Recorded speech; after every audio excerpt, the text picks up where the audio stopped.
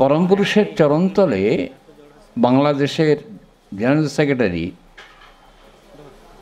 বর্তমানে তিনি নেই, মারা গেছেন এই কয়েক মাস হলো, ডক্টর রবীন্দ্রনাথ সরকার। তিনি তখন ইয়াং ম্যান, গ্র্যাজুয়েশন কমপ্লিট করে ঠাকুরের চরণতলে গিয়েছেন, গিয়ে ভাবছেন আমি প্রভুর সঙ্গে কি কথা বলবো। তা চলে আসার সময়, বাংলাদেশ থেকে দেওঘরে যাওয়া বড় কঠিন, চলে আসার সময় ঠাকুরকে একটা প্রণাম করতে গিয়েছেন। ঠাকুর বলছেন তোর বাড়িতে তোর মা, ঠাকুমা, বাবা কেমন আছে? রবীন্দ্র বলছেন ভালো আছে। তা বলছে যাও মনে, আবার সুযোগ সুবিধা পেলে এসো। রবীন্দ্র সরকারদা ভাবছেন সুযোগ সুবিধা পেলে এসো, এত কথা থাকে। ভগবানের কাছে এলাম, ভগবান দর্শনে এলাম, ভগবানকে প্রণাম নিবেদন করলাম, ভগবানের এই মহাতীর্থে অবগাহন করলাম। তিনি বললেন একটি কথা আমার যাওয়ার সময়, সুযোগ এবং সুবিধা পেলে এসো। উনি সংস্কৃত পণ্ডিত, ঢাকা ইউনিভার্সিটির ছাত্র, সদ্য বিএ পাশ করে গিয়েছেন। সে মানুষটা কিন্তু বাংলা শব্দটা বুঝতে পারেননি। বাড়িতে ফিরেছেন, তার দিদিমা জিজ্ঞাসা করছেন, হ্যাঁ রে রবীন, তুই যে গেলি ঠাকুর বাড়ি, ঠাকুর তোর সঙ্গে কি কথা কইল? তার দিদিমা লেখাপড়া জানে না, তাকে বলছে দিদিমা আমাকে ঠাকুর কোনো কথা বলেনি, আমি যখন আসার সময় প্রণাম করে আসি তখন আমাকে বললেন সুযোগ এবং সুবিধা পেলে এসো। এই কথাটা বললেন, আমি কিন্তু বিষয়টা বুঝলাম না। তখন বলছেন সুযোগ মানে কি রে? সুযুক্ত যোগ, মঙ্গলে যুক্ত হওয়ার নাম সুযোগ, মঙ্গলময়ের সঙ্গে যুক্ত হওয়ার নাম সুযোগ। সুবিধা মানে মঙ্গল বিধানকে যে পালন করে চলে। বিধান, সু মানে সুন্দর, শুভ, এই মঙ্গল, মঙ্গল বিধানকে যে পালন করে চলে।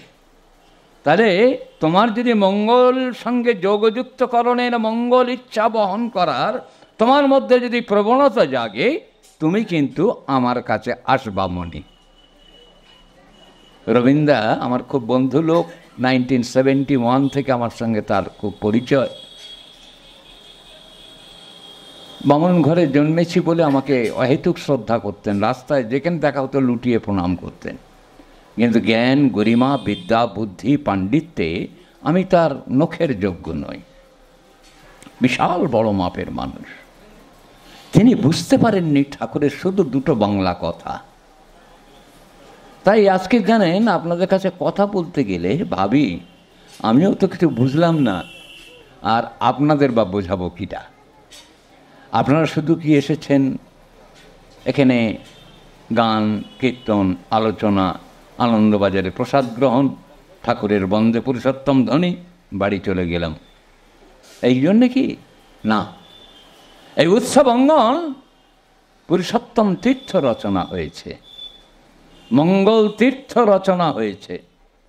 যে তীর্থে বিশ্বের বুকে আর এমন তীর্থ রচনা হয় না। ঠাকুরের এই 1 মাস যাবৎ এই যারা ঋত্বিক দেবতারা আছেন, ইয়াং ঋত্বিকেরা, এরা এক এক সময় এক এক দিন 2টো করে সৎসঙ্গ করেছে। 2টো করে সৎসঙ্গ করে 2 জায়গায় করে তীর্থে রচনা করেছে। আচ্ছা, গঙ্গা, গয়া, গঙ্গা প্রভাস, পুষ্কর, এইসব জায়গায় নাকি অবগাহন করলে পুণ্য হয়। আচ্ছা, যারা গঙ্গায় ডুব দিল তাদের কি পুণ্য হলো? তারা নিজেরা কিছু বুঝেছে যে আমি গঙ্গায় ডুব দিয়েছি, আমার এই পুণ্য হয়েছে, আমার এই চেতনা লাভ হয়েছে? আমি গয়ায় থেকে ফল্গু নদীতে ডুব দিয়েছি, আমার এই জানাটা হয়েছে? আমি হরিদ্বারে গিয়ে গঙ্গা স্রোতে গা ভাসিয়েছি, আমার এই পুণ্য হয়েছে, পুণ্যসলীলা গঙ্গায় ডুব দিয়েছি? কেউ বলতে পারবে আমার এই পুণ্য হয়েছে? কেউ বলতে পারবে না। কিন্তু এখানে আমার শিক্ষিতা, অশিক্ষিতা, লেখাপড়া জানা না জানা, পুরুষ নারী মা নির্বিশেষে সবাই কিন্তু এখানে এসেছেন আপনারা এই তীর্থে অবগাহন করে কিছু না কিছু আঁচলে বেঁধে নিয়ে যেতে পারবেন, পকেটেও নিয়ে যেতে পারবেন। ওরা কী নিয়ে যাব দাদা? একটু আগে ত্রিলোচন, বিবেকানন্দ এবং ভারত আকুলি বিকুলি করতে করতে আপনাদের কাছে প্রভুর কথা বলছিলেন। আমাদের কারোর কারোর মনে ওই কথাগুলো যদি একটা করে, একটা বেশি টাচ করবে না, বেশি আমাদের মনে থাকবে না, কারণ আমরা এত কথা ভর্তি করে রেখেছি না আমাদের ভিতরে, এই কথাগুলো প্রবেশ করবে না। ভরাট কলসি যদি থাকে, ভরাট কলসিকে যদি নদীতে ডুবোনো যায়, সে কলসিতে গিয়ে জল ঢুকবে গো? জল ঢুকবে না। ঠিক আমাদেরও এত কথা মজুত হয়ে আছে আমার এই মস্তিষ্ক যন্ত্রের মধ্যে, আমার হৃদয়ের তন্ত্রের মধ্যে, এই কথাগুলো প্রবেশ করছে না, সব গিয়ে বেরিয়ে আসছে, বেরিয়ে আসছে। কারণ জায়গা নেই, ফাঁকা হলে তবে তো ঢুকবে গো। শূন্য যেখানে পূর্ণ সেখানে শূন্য তো আমি হতে পারিনি। আজকের পুরুষোত্তম এতদিন থাকতে, এতদিন থাকতে, এত তিথি থাকতে ভগবান কৃষ্ণ ঠাকুর কৃষ্ণপক্ষের অষ্টমীতে আবির্ভূত হলেন এই ভাদ্র মাসে। হযরত রসুল তিনি এই ভাদ্র মাসে আবির্ভূত হলেন। পুরুষোত্তম শ্রী শ্রী ঠাকুর অনুকূলচন্দ্র তিনি শুক্লা নবমীতে জন্মগ্রহণ করলেন, আবির্ভূত হলেন। আর ঠিক শুক্লা নবমীর আগের দিনে রাধা অষ্টমী। আচ্ছা, আগের দিনে রাধা অষ্টমীর দিনে রাধা জন্মগ্রহণ করলেন কেন? উনি তো দশমীর দিনে জন্মগ্রহণ করতে পারতেন, একাদশীর দিনে জন্মগ্রহণ করতে পারতেন, অমাবস্যা বা পূর্ণিমাতে জন্মগ্রহণ করতে পারতেন। অষ্টমী, রাধা অষ্টমী। আচ্ছা, আপনারা শুনেছেন কীর্তন মারফত আপনারা শুনেছেন যে রাধা, বৃষভানু কন্যা রাধা, তিনি নাকি ঠাকুর শ্রীকৃষ্ণের থেকে বয়সে বড় ছিলেন। অথচ দুজনার প্রেম এমন জমাট যে সে একা চলে না ভাই, তার সঙ্গে নিত্য আছে রাই। কৃষ্ণ ঠাকুর কখনো একা চলতেন না, তার সঙ্গে নিরন্তর রাই বিরাজ করত। তাই তিনি বলছেন, বৃন্দাবন পরিত্যজ্য পাদম একম ন গচ্ছামি, আমি বৃন্দাবন ত্যাগ করে এক পাও কোথাও যাই না। আচ্ছা, এই বৃন্দাবনটা কি গো? ওই যে বৃন্দাবন ওখানে আছে উত্তরপ্রদেশে, ওই বৃন্দাবন, ওই বৃন্দাবন ছেড়ে তিনি কোথাও যান না। তাহলে কুরুক্ষেত্রে গেলেন কেন? ভদ্রলোকের একটি কথা, আমাদের কথা খেলাপ করি আমরা। আমরা আজ যা বলি কাল তা ভুলে যাই। দেখবেন আমাদের প্রত্যেকের জীবন চিত্রখানা, আমরা আজ যা বলি কাল তা ভুলে যাই। আজ এখানে যা বললাম কাল কিন্তু তা মনে নেই, আমি আর একটা উল্টো কথা বলে ফেললাম। কিন্তু কন্টিনিউয়েশন চাই। অনন্ত মহারাজ তার আগে ঋত্বিকাচার্য কৃষ্ণপ্রসন্ন ভট্টাচার্য এসছেন, তার সঙ্গে অধ্যাপক পঞ্চানন সরকারের কথা হচ্ছে। এই অধ্যাপক পঞ্চানন সরকার সর্বশাস্ত্রবেত্তা, ইংরেজি, Bangla, Sanskrit, Hindi, physics, chemistry, biology, mathematics, সমস্ত শাস্ত্রের ওপরে মাস্টার অব দি মাস্টার। এই এমন হেন মহাপ্রাজ্ঞ ব্যক্তিত্ব, এর সঙ্গে ঋত্বিকাচার্য কৃষ্ণপ্রসন্ন ভট্টাচার্যের তর্ক বেঁধে গেছে। ভগবানকে নিয়ে তর্ক, দীক্ষাকে নিয়ে তর্ক। কেষ্টতা খুব চতুর মানুষ, যেজন কৃষ্ণ ভজে সে বড় চতুর। দেখলেন এ বেটা ভীষণ তার্কিক, ভীষণ জ্ঞানী মানুষ, এর সঙ্গে তর্কে পেরে ওঠা যাবে না। তিনি বললেন আর একদিন আপনার সঙ্গে কথা বলবো, বলে তিনি ওখান থেকে একটু পাশ কাটিয়ে ঠাকুরের কাছে চলে গেলেন। ঠাকুর বলছেন, কি কেষ্টদা, শালা পণ্ডিতের পাল্লায় পড়েছিলেন বোধহয়? বলছে, হ্যাঁ ঠাকুর, পঞ্চানন সরকার বলে বাগেরহাট কলেজের এক প্রফেসর আছে, ভয়ঙ্কর জ্ঞানী লোক। আরে এত তার্কিক, ও সব তর্কে পেরে ওঠা বড় কঠিন। ঠাকুর মিটি মিটি হাসছেন, তাহলে তো উইয়ের কাছে আবার যাওয়া লাগে। কেষ্টদা বলছেন, কারে পাঠাবেন? বলছে, আমার অন্তা গেলে কেমন হয়? 4 ক্লাস 5 ক্লাস পড়া মানুষটা এক দিগ্গজ পণ্ডিতের কাছে পাঠাচ্ছেন, যার কাছে মহাজ্ঞানী, যাকে রবীন্দ্রনাথ ঠাকুর বলছেন কে এই উজ্জ্বলময় ব্যক্তিত্ব, যিনি সমস্ত বিশ্বের জ্ঞান ভাণ্ডার মন্থন করে তিনি নানা প্রসঙ্গে ফুটনোট দিয়েছেন। এই হেন ব্যক্তিত্ব কৃষ্ণপট্ট ভট্টাচার্য যেখান থেকে ফিরিয়ে এসেছেন, সেখানে লেখাপড়া না জানা একটা মানুষকে পাঠাচ্ছেন। কি অপূর্ব লীলাময়! আমরা যে বলি মুখম করতি বাচালম পঙ্গুং লঙ্ঘয়তে গিরিম যৎকৃপাতমহং বন্দে পরমানন্দ মাধবম। মুখকে তিনি মুখার করে তোলেন, এটা কেমন করে ভগবান কৃষ্ণ গীতায়তে বললেন। আর এ যুগে পুরুষোত্তম শ্রী শ্রী ঠাকুর অনুকূলচন্দ্র ওই গীতার মূর্ত না হয়ে এই যুগে তিনি ওই রকম একটা মুখ মানুষটাকে পাঠিয়ে দিচ্ছেন মহাপ্রজ্ঞাশালী ব্যক্তিত্বের কাছে, পঞ্চানন্দার কাছে। পঞ্চানন্দ খবর পেয়েছেন মহারাজ এসছেন। ভাবছেন মহারাজ মানে একটা বিশাল কিছু। রামকৃষ্ণের মহারাজ, রামকৃষ্ণ আশ্রমের মহারাজদের দেখেছি জটাজুটোধারী বা গেরুয়া বসনধারী, মস্তক মুন্ডনকারী, বিশাল ব্যাপার। এইসব সন্ন্যাসী বৃন্দ তখন বিরাজ করছে ভারতবর্ষের বুকে। সেই ভেবে উনি এসছেন, এসে দেখে একটা ধুতি পরা খালি গা, কাঁধে একটা ওড়না চাদর, গলায় একখানা পইতে, একটা সুপুরুষ ফিগার বটে, 6 ফুট 2 ইঞ্চি 3 ইঞ্চি হাইট অনন্ত মহারাজের। এই হেন ব্যক্তিত্বটা তিনি বসে আছেন, তার সামনে suit coat, tie coat, pant পরে এসে বলছেন আপনি মহারাজ? তা বলছে ঠাকুরের তামুক সাজার মহারাজ থাকে না, আমি দেন দুনিয়ার মালিক, আমার ঠাকুর তার তামুক সাজার মহারাজ। আমি এমনি কোনো রাজা জমিদার নয়, আমি কোনো সাধু সন্ন্যাসী নয়। সাধু সন্ন্যাসীদের মহারাজ বলে আর রাজা মহারাজাদের মহারাজ বলে, এ দুটোর আমি না, আমি ঠাকুরের তামুক সাজার মহারাজ। উনি ঠ্যাস করে বসে একটা পর একটা বলে যাচ্ছেন, বিভিন্ন শাস্ত্র থেকে বলে যাচ্ছেন। 3 ঘন্টা ধরে বললেন। বলার পরে দেখছেন এত নীরব শ্রোতা। আমি একটু আগে আপনাদের বলেছি, একটু আগে এই যে 3 জন এত সুন্দর করে আঁকু করে আপনাদের সামনে বলে গেল, আপনাদের যদি আমি জিজ্ঞাসা করি কি বলে গেল, একজনের কাছে একটা কথা বলেন তো। আমার মনে হয় 99.5% লোক কেউ কিছু বলবে না, শুধু হাঁ করে চেয়েছিল। বুঝলেন, আমার এই দীর্ঘ জীবনে আমার প্রেমময়ের কথা বলতে বলতে এই অভিজ্ঞতাটা হয়েছে। তাই বিগত 40 বছর আমি কিন্তু আর বক্তৃতা করি না। কোনো জায়গায় একটু ঠোকা মারলে তখন একটু বক্তৃতা করি, নইলে আমি কিন্তু এইরকম করে গপ্প টপ্প করে বাড়ি চলে যাই। কেন আমি বুঝে গিয়েছি, আমার সারাটা জীবন ধরে বুঝে গিয়েছি যে যাহা কিছু বলি তা আপনারা কেউ শোনেন না, আমিও বুঝি না, আপনাদের বোঝাতেও পারি না। বুঝলেন, আমি মূর্খ, তুমি চাষা, তোমার আমার সমান দশা, এই হয়েছে আমাদের হালচাল। এটা কিন্তু আমাদের প্রত্যেকের মধ্যে আপনারা একবার ভেবে দেখবেন, এটা ভেবে দেখবেন আপনারা। এই জন্য এরা আমার ছেলের থেকেও অনেক আপন। বুঝলেন, আমার ছেলেপুলে নেই তো, এরা জেঠু ডাকে আমার, খুব স্নেহ ভাজনেরা। এদের জন্মাতে দেখেছি, এর বাবার বিয়ে দিতে দেখেছি, সবটাই আমার দেখা।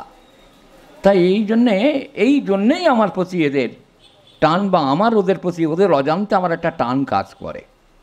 সে টান জীবনে বোধহয় আমার জীবন থেকে যাবে না, কারণ ওর মাকে ওর বাবাকে বড্ড ভালোবাসতাম তো, সেই জন্যে এই টান যাবে না।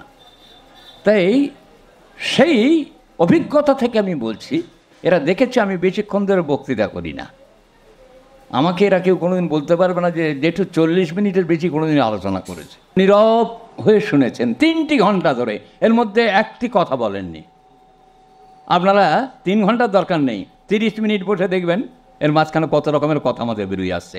কারণ আমাদের হয়তো কথা বড় বুজবুজ করছে, বুঝলেন, বেরুবার জন্যে ব্যস্ত, হৃদয়ঙ্গম করার জন্য আমরা ব্যস্ত কেউ নই। আমরা কথা গ্রহণ করতে পারি না। পুরুষোত্তম শ্রী শ্রী ঠাকুর অনুকূলচন্দ্র, তার কাছে অতি গ্রাম্য একটি বুড়ি মানুষ, তিনি যদি থুত্থুর করতে করতে হেঁটে তার কাছে যেতেন, ও বাবা, ঠাকুর এরকম পাছা ঘষতে সামনে গিয়ে কানটা পেতে তার কথা শুনতেন। বিজ্ঞানের চরম আলোচনা হচ্ছে, পুরুষোত্তম শ্রী শ্রী ঠাকুর অনুকূলচন্দ্রের দরবারে ওই বুড়ি মাটি গিয়েছেন, এরকম এগিয়ে গিয়ে কান পেতে বলছেন ক। সবাই বিরক্ত যে এত চরম তত্ত্ব ফিজিক্সের ওপর আলোচনা হচ্ছে, আর সেই সময়ে পুরুষোত্তম শ্রী শ্রী ঠাকুর অনুকূলচন্দ্র তার এই পালন শাক দিয়ে কি রান্না হবে এই গল্প করছেন। এইখান থেকে আবার মুহূর্তের মধ্যে কেন ফিরিয়ে আসতে পারেন, এটাই হচ্ছে ঠাকুর, এই হচ্ছে ভগবান। এই হচ্ছে পুরুষোত্তম শ্রী শ্রী ঠাকুর অনুকূলচন্দ্র। তা তাঁরই শিষ্য তো, একদম শিষ্য শুধু বললে খুব কম বলা হয়, প্রধান শিষ্য। এই অনন্ত মহারাজ তিনি 3 ঘন্টা চুপ করে এই কথাটা শুনলেন। শোনার পরে বলছেন, প্রফেসর মশাই, আপনি এসে প্রথম যে কথাটি আরম্ভ করলেন, মাঝখানে এই যে কথাটি বললেন, এইটার সঙ্গে এটার যোগসূত্র কি? এরপরে আপনি শেষে যে এই কথাটা বললেন এই 3 ঘন্টার মধ্যে, এইটার সঙ্গে মাঝখানের সঙ্গে এই শেষ প্রথমের এই 3টে যোগসূত্র কি? চুপ। পঞ্চানন্দা খানিকক্ষণ চুপ করে থেকে, একদম চুপ, কোনো আওয়াজ নেই। ভাবছেন, আমার সারাটা জীবন ধরে আমি অনেক প্রফেসর, ডাক্তার, ইঞ্জিনিয়ার, ব্যারিস্টার দেখেছি, এমনতর শ্রোতা আমি দেখিনি। আমার 3 ঘন্টার সমস্ত কথাগুলো ইনি যেন হজম করেছেন, আর হজম করে তার থেকে এই 3টে লিঙ্ক খুঁজেবার চেষ্টা করছেন, একটার সঙ্গে একটা যোগসূত্র রচনা দেখতে চাচ্ছেন, যা আমারও জানা নেই। আমি প্রথমে কি বলেছিলাম, মাঝখানে কি বললাম, শেষে কি বললাম, কোন উদ্দেশ্যে কেন বললাম, এর লিঙ্ক আমি হারিয়ে ফেলেছি। উনি বলেন, আগামীকাল আবার আসবো। পরের দিন এসছেন, এসে আবার আলোচনা করছেন। আলোচনা করার পরে বলছেন, অধ্যাপক মহাশয়, আপনি গতকাল এসে এই প্রথম, সেকেন্ড, থার্ড এই 3টে স্টেপে যা বললেন, আজকের এসে প্রথম, দ্বিতীয় এবং থার্ড 3টে স্টেপে যা বলেছেন, এই 6টার লিঙ্কিংটা কোথায়? এর যোগসূত্রটা কোথায়? ব্যাস চুপ। এই করে 15টা দিনের যোগসূত্র তিনি শুধু একটার পর একটা বলে যাচ্ছেন। ওই অনন্ত মহারাজ, লেখাপড়া না জানা মানুষ, ইংরেজি, বাংলা, সংস্কৃত, হিন্দি সব ভাষার ওপর পঞ্চানন সরকার আলোচনা করছেন, আর একটা পুরুষোত্তম ধ্যানে, প্রেমে, ভক্তিতে, ভালোবাসায় ভরপুর হয়ে তিনি তার কথাগুলো গিলে গিলে গ্রহণ করছেন। এই হচ্ছে ভক্ত। 15 দিন পরে পায়ের তলায় লুটিয়ে পড়ে বলছেন, আমি দীক্ষা গ্রহণ করব। বলে, চলুন ঠাকুরকে দেখবেন, চলুন। আমার কাছে দীক্ষা নিলে কোনো লাভ হবে না, ঠাকুর দর্শন করবেন, চলুন। এই ঠাকুর বললেন, অন্তা তুই দীক্ষা দিয়ে দে। ওই দীক্ষা দিয়ে দিচ্ছেন। এই আমাদের শ্রোতা কেমন করে হতে হবে বুঝতে পারছেন? আমরা কিন্তু কেউ শ্রোতা না, আমাদের মস্তিষ্কগুলো খুব ভোঁতা, কিছুই মনে রাখতে পারি না। এই কত যাজন ইষ্টভীতি 1 মাস ধরে বিভিন্ন রীতি, এরা তো এসছেই, আরও অনেকেই এসছে, আমি নিজেও এসছি 2-3 বার, কিন্তু কারোর মাথায় কিছু আসেনি। কেন? আমরা সবাই বলতে পছন্দ করি, শুনতে পছন্দ করি না, গ্রহণ করতে পারি না। আমরা ত্যাগ করতে যত ভালোবাসি, বরণ করতে তত ভালোবাসি না। তাই পুরুষোত্তম শ্রী শ্রী ঠাকুর অনুকূলচন্দ্র বলছেন, শিখেছে যে তার কাছেতে শেখায় শরণ নেওয়া ভালো, নইলে যে তোর বোকা সাহস, ভর জীবনী ঠকে গেল। আমরা ঠকে যাচ্ছি, ঠকতে ঠকতে ঠিক রে কোথায় হারিয়ে যাচ্ছি তা কিন্তু আমরা কেউ জানি না। আজকের এই যে উৎসব, দেখুন আনন্দবাজারে ঢেউ ঢাকনার আওয়াজ হচ্ছে, আমাদেরও পেটে কিন্তু ডন মারছে। ও একটু আগে আমাকে সে ওয়ার্নিং দিয়ে গেছে, খবরদার, একটা নট টু ক্রস, একটা ক্রস করবেন না, কারণ এরপরেই হামলাবাজি আরম্ভ হয়ে যাবে। কারণ ভিতরে হামলাবাজি হচ্ছে, ওখানেও হামলাবাজি আরম্ভ হয়ে যাবে। আমি আবার ওকে ডেকে বললাম, দেখ বাবা, আমার কথা তোদের ভাবতে হবে না, গাড়ি চালিয়ে যে এসছে ওকে একটু খেতে দিয়ে, আর আমার কিছু দরকার নাই। তাই আজকের আমাদের সবার পেটের মধ্যে ডন বৈঠক মারছে, হৃদয়ের মধ্যে ডন বৈঠক মারছে না, হৃদয়টা আকুল বিকুলি করে উঠছে না। আমাদের সবাই রাজা, আমাদের এই রাজার রাজত্বে আমাদের মূল্যবোধ খুব কম, জানেন? আমাদের মূল্যবোধ খুব কম। কেমন মূল্যবোধ খুব কম বুঝলেন? গুবরে পোকার সঙ্গে মধুমক্ষিকা অর্থাৎ মৌমাছির খুব বন্ধুত্ব, একদম বুজুম ফ্রেন্ড, বাল্যবন্ধু, ব্যাচমেট বটে, একসঙ্গে স্কুলে যেত, পড়াশোনা করতো, কলেজ, হাই কলেজ, একদম ইউনিভার্সিটি পর্যন্ত করে এসছে। কিন্তু গুবরে পোকা একটু চেহারায় বড় সড়ো, গুন্ডাপ্পা বিশ্বনাথ। এবারে সেই গুবরে পোকা ভাবে মৌমাছি এই টোকা, আমি এত বড্ডা বেটা, এই জায়গাটাই এ খেলো। এমনি ওর খুব ব্রেন ভালো বটে, ক্লাসে ফার্স্ট হয়, আমি ক্লাসে লাস্ট বয়, বাট আমি তো চেহারায় ভালো মস্তান বটে, আমি একটা রদ্দা মারবো, মৌমাছি ফাঁক। এই অহংকারটা তার ছিল। তো একদিন গর্ব করে বলছে, এই শোনো মৌমাছি, আমার গিন্নি বলেছে তোমাকে একদিন নিয়ে যাব, আমার বাল্যবন্ধু তুমি তো, তা আমার বাড়িতে তুমি যাবে। বলে হ্যাঁ যাব। গিয়েছে, যেতে থরে থরে সাজানো আছে ওই অমুক ঘোষের বাড়ির, গোয়ালার বাড়ির গাভীর খাঁইটা গোবর, অমুক বাড়ির গোবর, তমুক বাড়ির গোবর সব এনে কালেক্ট করে করে সুন্দর করে পাতায় সাজিয়ে সাজিয়ে রেখেছে। বলে আসো বন্ধু আসো, আমি তোমার জন্য খানা পিনা সাজিয়ে রেখেছি। তো মৌমাছি পুলপুল পুলপুল করে উড়ে টুড়ে বলছে, আমার পেটটা ভরে গেছে মাইরি, দারুণ দারুণ খাওয়ালে মাইরি। তো বলছে, শোনো বন্ধু, তুমি আমার বাড়ি এবার যাবে? বলে হ্যাঁ যাবো যাবো। তো যাওয়ার সময় আমার মায়েরা তো স্ত্রী বুদ্ধি প্রলয়ং করি, মায়েরা এমনিতেই আমার ওপর খুব রাগ। আমি আজকের বলছিলাম এই চন্দনকে, বুঝলি, যে আমার এখানে বলছে আপনার মতো পপুলার কেউ নেই। আর না রে না, আমি আনপপুলার ভীষণ। বলে কেন? বলে আমি সালা যেখানে যাই উল্টো পাল্টা ডাইরেকশান দিই। বলে কীরকম? এই দেখ না, এখানে এসেছিলাম প্রথম দিনে রতন ধারার বাড়ি সৎসঙ্গ, সেই প্রথম বললাম একটু বলে নারীর নীতি পাঠ করা চলবে না।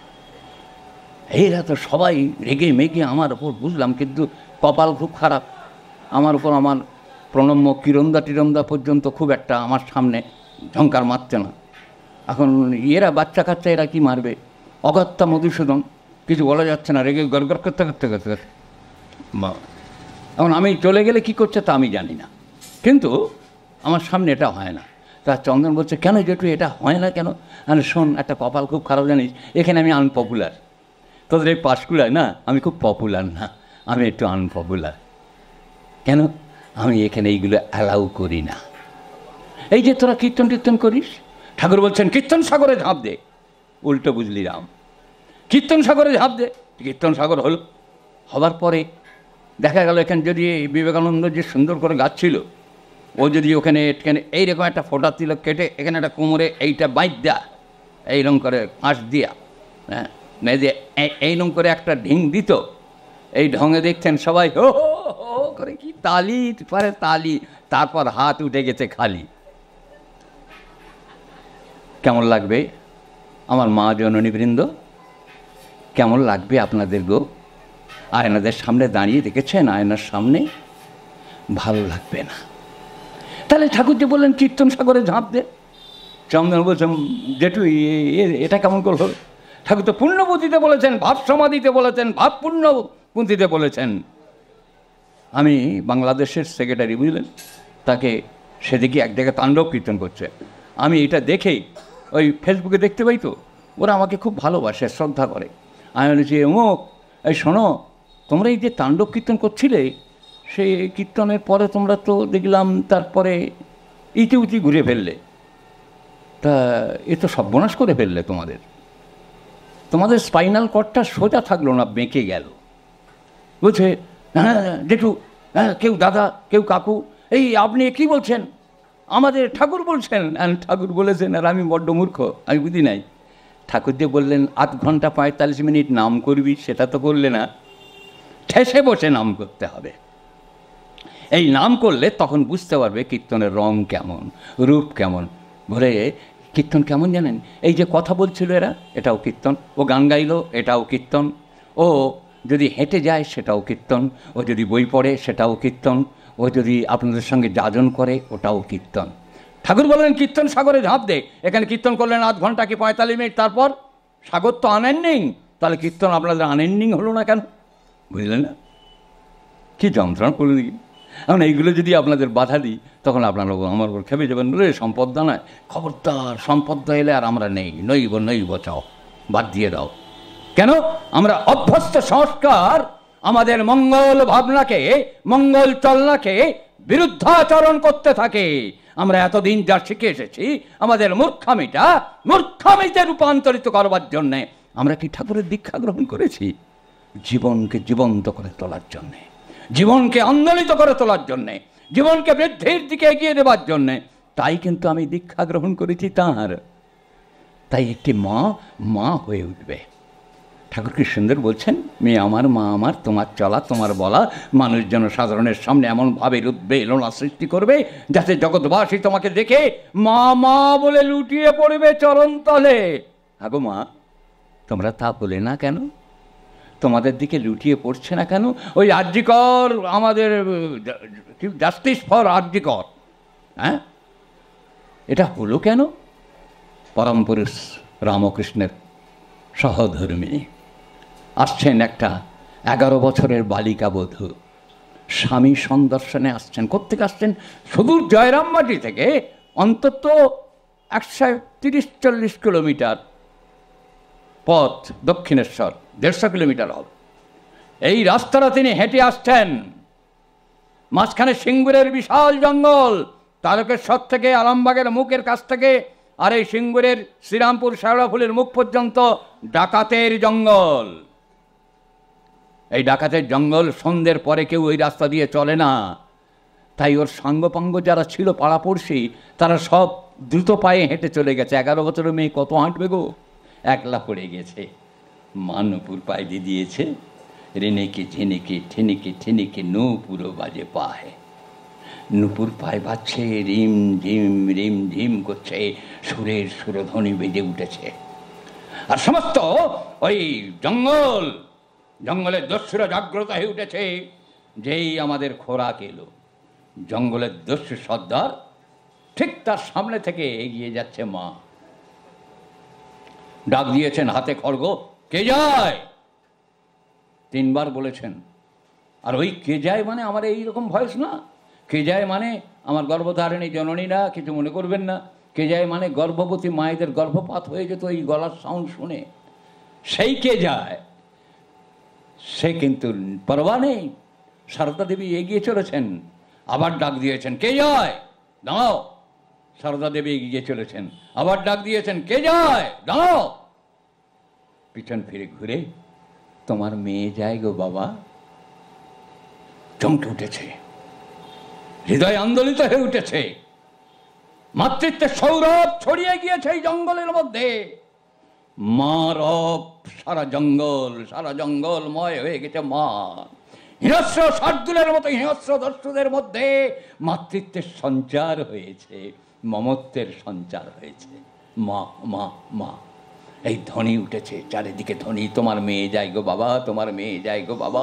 আর এর বাবার হৃদয়ে কেঁপে উঠেছে, হৃদয় আন্দোলিত হচ্ছে, চোখ থেকে টপ টপ করে জল পড়ছে। আমার মেয়ের কণ্ঠস্বর শুনতে পাচ্ছি। এই ডাকাতের মেয়ে মারা গেছে, আর সেই মেয়ের সুর শুনতে পাচ্ছেন ওই ডাকাত সর্দার। ছুটে গিয়েছেন, কি বললি? কে তুই? তোমার মেয়ে গো বাবা। আবার বল, কে তুই? তোমার মেয়ে গো বাবা। আবার বল, কে তুই? তোমার মেয়ে গো বাবা। বুকে জড়িয়ে নিয়েছে। ওরে মা, তুই আমার মেয়ে? সত্যি আমি তোর বাপ? হ্যাঁ। কোথায় যাচ্ছিস মা? আমি যাচ্ছি তোমার জামাইয়ের বাড়িতে। তোমার জামাইয়ের কাছে যাচ্ছি গো বাবা। আমার জামাই কোথায় থাকে? দক্ষিণেশ্বরে থাকে। পায়ের দিকে চেয়ে দেখে ওই কাঁটা ফুটে রক্ত বেরোচ্ছে। পায়ে থেকে কাঁটাগুলো তুলে দিচ্ছে, যেমন করে বাবা স্নেহময় পিতা, স্নেহময়ী মাতা যেমন করে তার সন্তানের ওই কাঁটা তুলে দিয়ে ব্যথা নিরাকরণের চেষ্টা করে, তেমন করে ডাকাত সর্দার মমতার প্রশ্রবণে মাতৃত্বের রসে বিধৌত করে দিয়ে ওই পিতৃত্বকে প্রতিষ্ঠা করছেন। কাঁটা তুলে দিয়ে হাত দিয়ে মুছিয়ে চোখের জল পড়ছে। হ্যাঁ রে মা, তুই হেঁটে যাবি কি করে? তোর বাবা তো আমি। আমার মেয়ে কখনো এরকম খোঁড়াতে যায়, জামাইয়ের কাছে আমি পৌঁছে দেব। রাস্তাঘাটে বড্ড ডাকাত গুন্ডামা, আমার নাম শুনলে কেউ আসবে না। তুই আমার কাঁধে বস, আমি তোকে কাঁধে করে নিয়ে যাচ্ছি।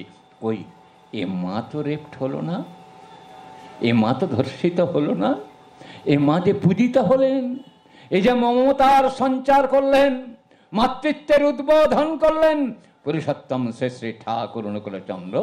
তিনি চেয়েছিলেন প্রত্যেকটা মেয়ে তোর মায়ের বিভিন্ন রূপ, প্রত্যেকটা মেয়ে যে জগজ্জননী দুর্গা, সেই রূপ দেখতে চেয়েছেন।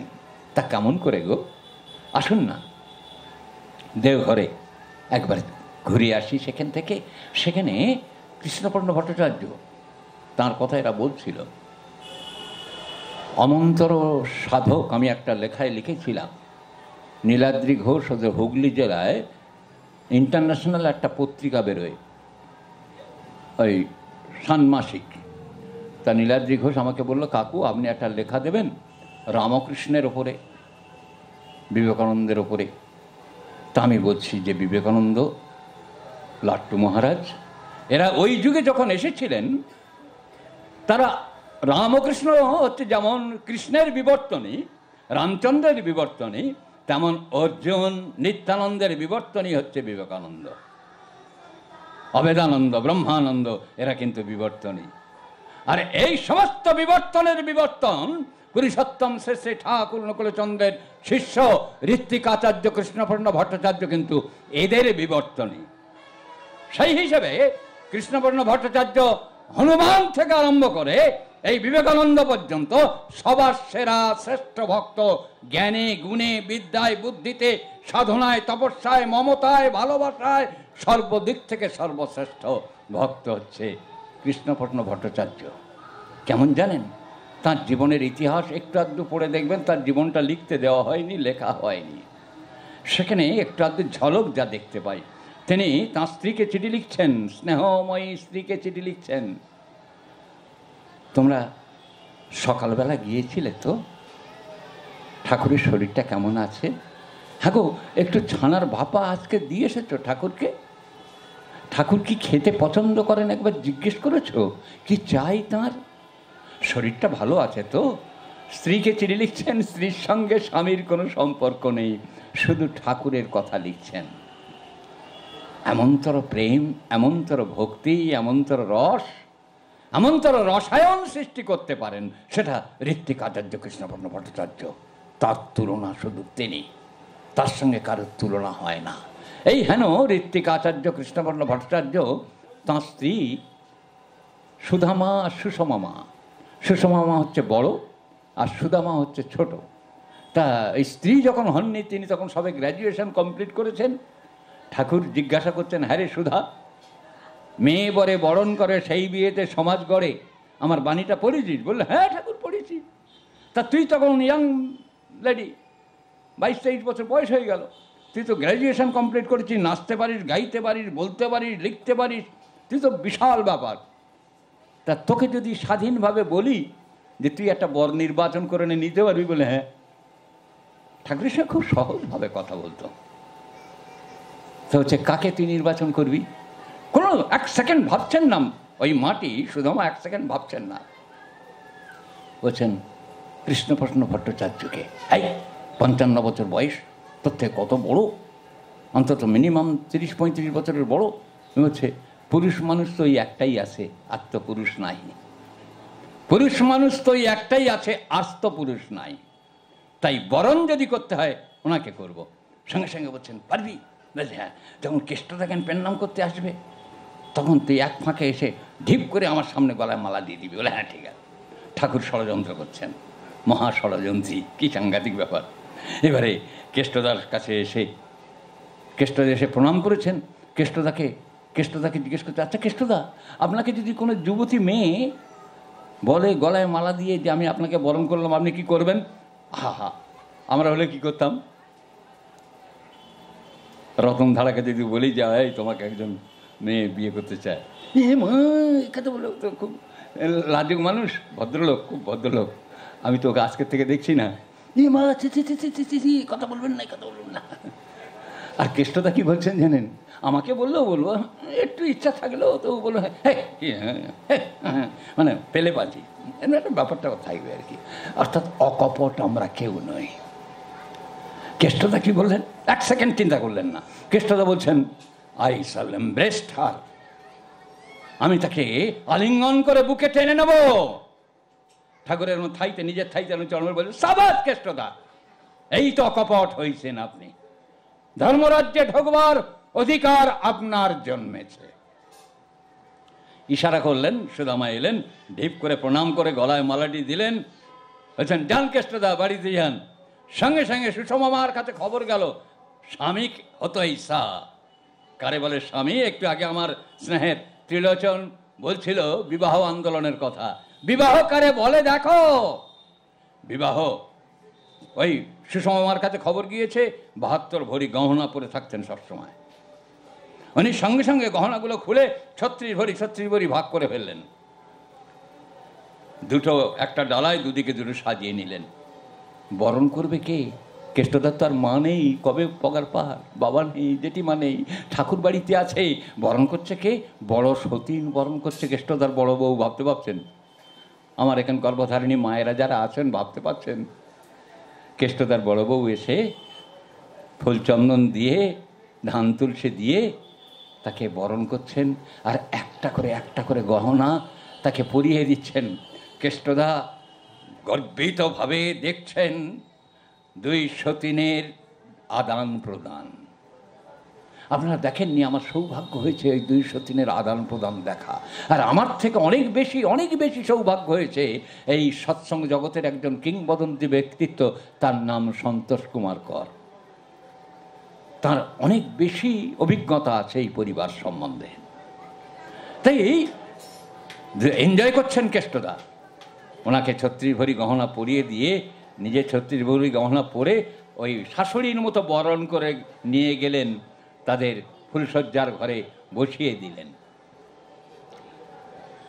জানেন, মৃত্যুর আগের দিন পর্যন্ত সুষমার কাছে তার ছেলে, ছেলের বউ, মেয়ে, নাতি, জামাই কেউ পাত্তা পায়নি।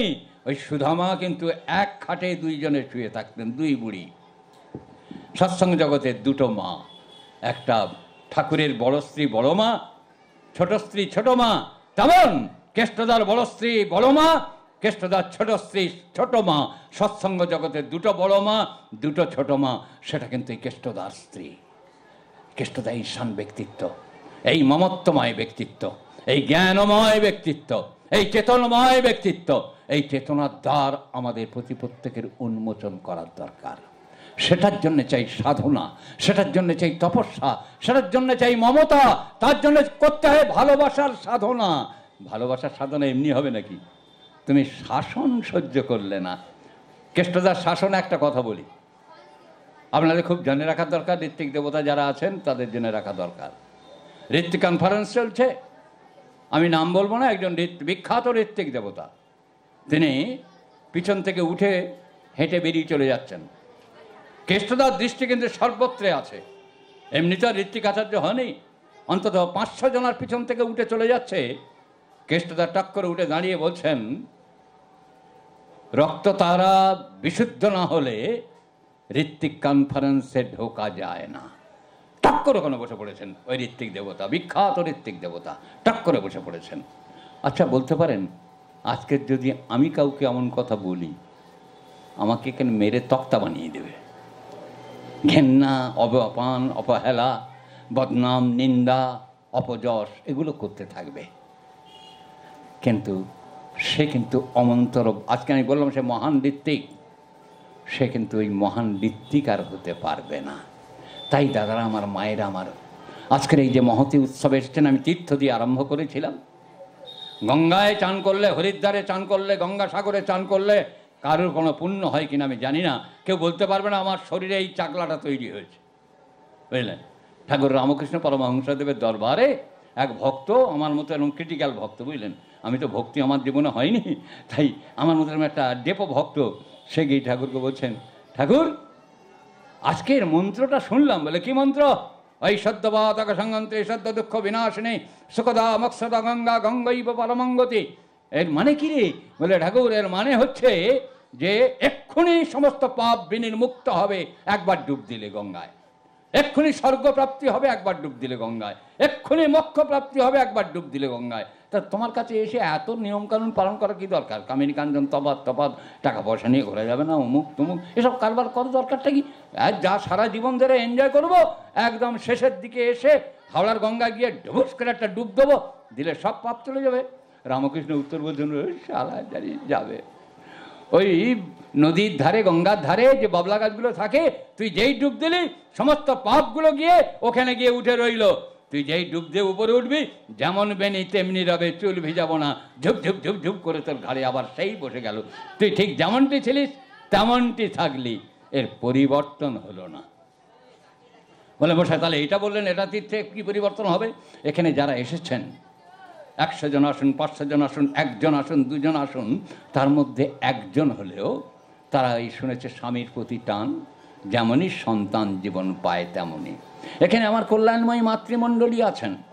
আমি একবার বলেছিলাম যে সৎসঙ্গে মা তৈরি হয়, মাতৃ সম্মেলনে কিন্তু মা তৈরি হয় না। আজকের মাইকে বলে দিলাম, এরা রেকর্ডিং করে নিল। আমি সম্পদ ব্যানার্জি, আমি আমার গার্ড নিয়ে আমি কথা বলি, আমি জানি কারোর হিম্মত নেই আমার এই কথাটাকে কেটে বের করে দেয়। সম্পদ ব্যানার্জির কথাগুলো একটু রুক্ষ বলে মনে হয়, অহংকারী বলে মনে হয়, কিন্তু আমার জানা আছে, আমি চিনি এই সৎসঙ্গ জগতের সবাইকে, তারা কেউ বলতে পারবে না সম্পদ নারায়ণ বন্দ্যোপাধ্যায় এই কথাটা ভুল বলেছে। আমার সামনে দাঁড়িয়ে বলার মতো যোগ্যতা কারণ নাই। কিন্তু মা তৈরি হয় সৎসঙ্গে। হ্যাঁ গো মা, তোমাদের যদি জিজ্ঞেস করি, স্বামী যা বলেন নির্দ্বিধায় পালন করেন তো? ঠাকুর কিন্তু পছন্দ করেন। স্বামী যা বলেন নির্দ্বিধায় তা পালন করতে হবে। তিনি আবার বেঁধে দিলেন 3টি জায়গা পালন করবে না, বলে কি? একটা ইষ্টের বিরুদ্ধতা গেলে, আর 2 শ্বশুর শাশুড়ির বিরুদ্ধতা গেলে। এই 3টি জায়গায় স্বামীর আদেশ পালন করবে না। তোমার জীবন যদি দিতে হয় তাও তুমি দেবে, কিন্তু তোমার শ্বশুরের বিরুদ্ধে কিছু করলে তোমার স্বামী অ্যাকসেপ্ট করবে না, তোমার শাশুড়ি মায়ের বিরুদ্ধে কিছু করলে অ্যাকসেপ্ট করবে না, আর ইষ্টের বিরুদ্ধে কিছু করলে অ্যাকসেপ্ট করবে না। এই 3টে জায়গায় বিরোধিতা করবে, আর সর্বত্র তার অনুগামী নিয়ে হবে। এতে কি হবে গো মা? ষড়ৈশ্বর্য লাভ হবে, ষড়ৈশ্বর্য লাভ হবে। আমার একটা গান আছে জানেন, আমি শূন্য তুমি পূর্ণ, লোক তুমি শুধু তোমার মতো, লোকে শুনে বলে মোরে বেকার ছুটি বোকার মতো। আমি শূন্য তুমি পূর্ণ, লোকে মনে করবে এই বউটা খুব বোকা।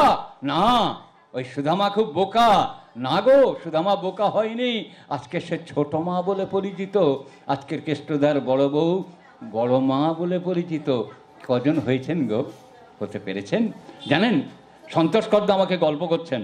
সন্তোষদা বলছেন যে ছোট মা একদিন বললেন, এই সন্তোষ, সন্তোষ হচ্ছে ভাগ্নে, ও বাড়ি কেষ্টদার বাড়ির ভাগ্নে, কারণ বীরেন পান্ডাদার ভাগ্নে তো। তাই বলছে, এই সন্তোষ, বলে হ্যাঁ ছোট মা বলুন। বলছে, এই ওঠ আমার সঙ্গে রিক্সা ওঠ, ওই বৈদ্যনাথ ধামে যাবো, আর একটু বাজার হাট করবো, সবজি টবজি বাজার করব।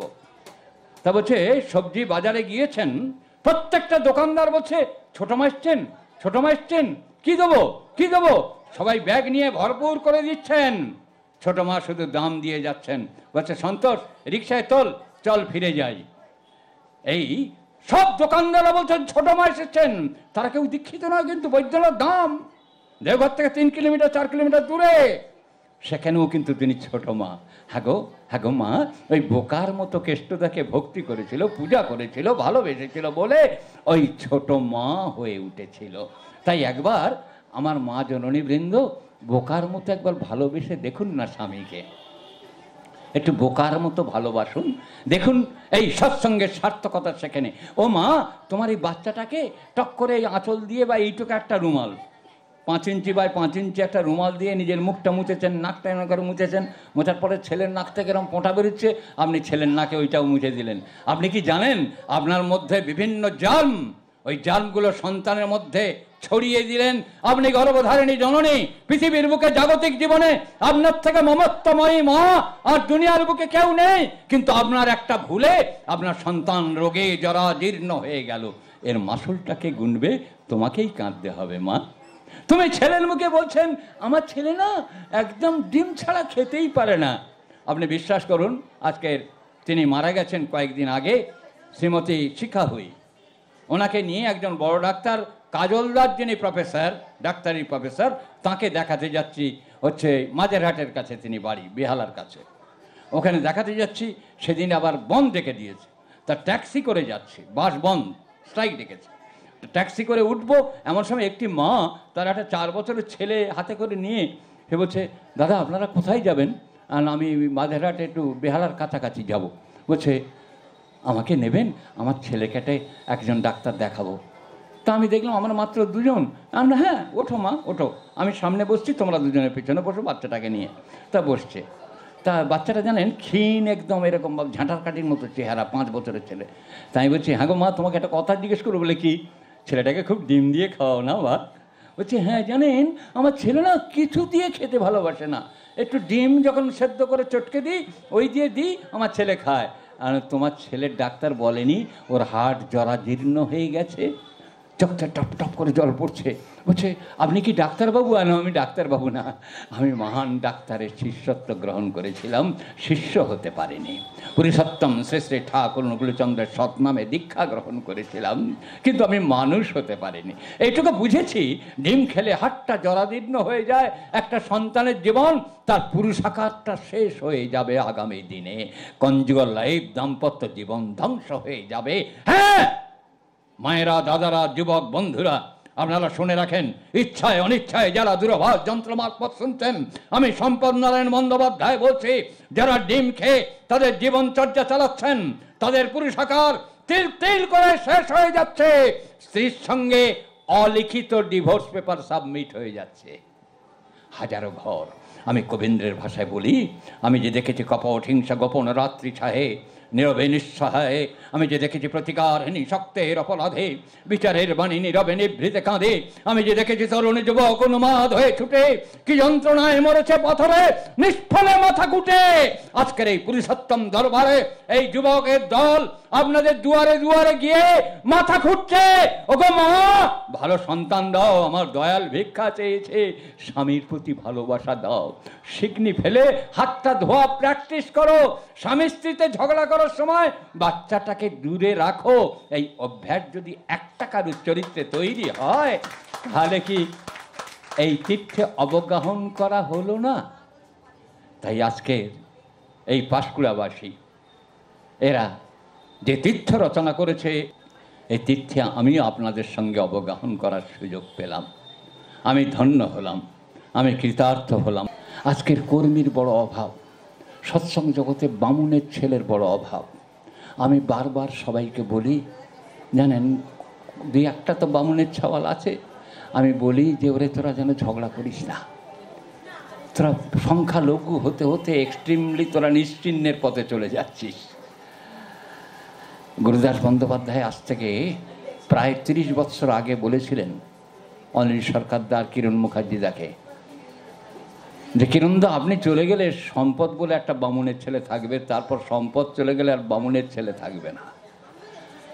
তাই এই ক্রাইসিসের জন্য এদের প্রতি আমার এত টান, আমার স্বার্থ। ওদের ভালোবাসতে পেরেছি কিনা জানি না, তবে আমার স্বার্থ ওরা বেঁচে থাক, বহু বছর ধরে বেঁচে থাক। আমি হার্টের পেশেন্ট, তো আমি এই কথা বলতে বলতে মারা যাব, আমাকে ব্যাঙ্গালোরের ডাক্তার বলে দিয়েছে।